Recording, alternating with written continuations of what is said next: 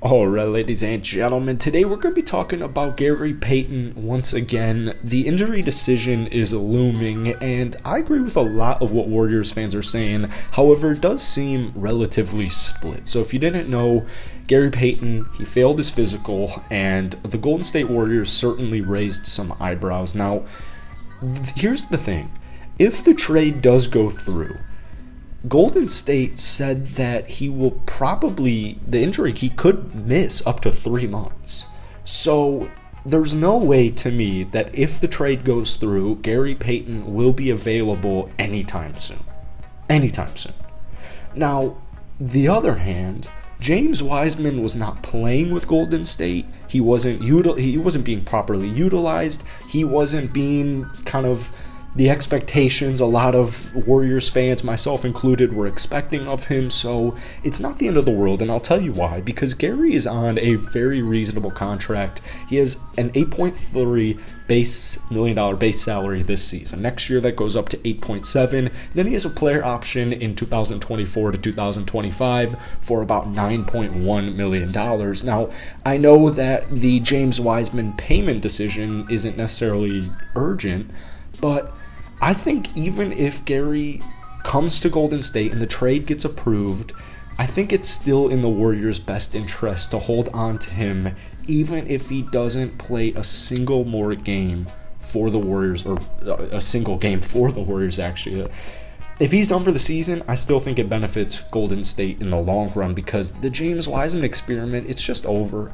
Now, Portland fans are not thrilled with Gary right now. There's a bunch of just ambiguity up in the air right now, because it's like, on one hand, what was the Portland training staff doing? Gary said he was fine. Portland said Gary was fine. Is this due to a failed surgery and there were lingering pain issues, and the Blazers training staff was like, yeah, this is okay, this is an injury that will heal eventually and we'll manage the pain, and Golden State looks at the injury and is like, yeah, he's not healthy right now, we have to fix this and we need to fix it now, and he won't be good to go for quite a couple of weeks at the very minimum. There's a lot of questions up in the air. There really are. The injury itself, this core injury, is very... It's interesting, because when you start talking about injuries in the NBA and pain management, especially in the NBA, there's just a lot of different things at play here. It's not as cut and dry, it's not as black and white as it kind of seems on the surface level. There's a lot of things that are going into this. As I mentioned, is this a Blazers issue? Is Gary Payton not healed? Is Golden State just being very cautious with this? I don't know. We don't know. And I don't even know if Golden State or Portland knows. It doesn't seem like Portland knows. So there's a lot of questions going up in the air. Gary only played 15 games so far this year for Portland. He's only 30 years old. Obviously, we all know Gary. He did a phenomenal job last year. Stats have never been anything crazy with Gary Payton II. They just never have been. We know it's more of an impact. And this year, even though he's averaging just 4.1 points a game, and this is kind of crazy just as a fun fact. It's not that fun, but Gary's a stud, so it is fun. Gary came into the league in 2016, so he's been on 8 different teams. He's played about 8 different seasons.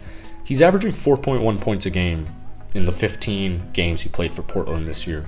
That's the second highest in his entire NBA career. It's crazy. Gary is not a guy you lean on for offense, but especially if you caught the playoffs last year, Gary stepped up in numerous ways. More so on the defensive side, but it's not like he's some bum on offense. 6.5 points, don't let that statistic fool you. Only played 17 minutes for the Warriors this last playoffs. Shot 66% from the field.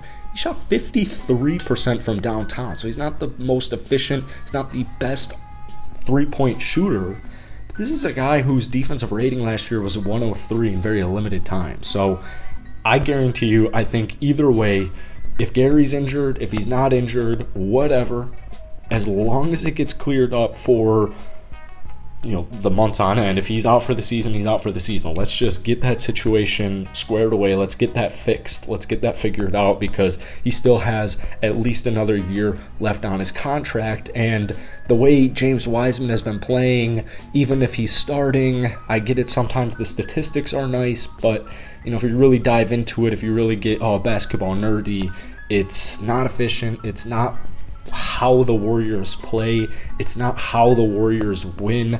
I did see that apparently Steph Curry was not pleased with the trade. I think he would feel very differently if Gary Payton had no injury concerns whatsoever, but I would imagine that plays a role. I really wanted the Wiseman situation to I think he's in his prime going to be 25 and 10. Just takes a while for big men to just get to their full potential, and Golden State does not have that time on their hands. So let me know what you guys are thinking. It's a sticky situation, but hit that like button, hit that sub button for daily dubs.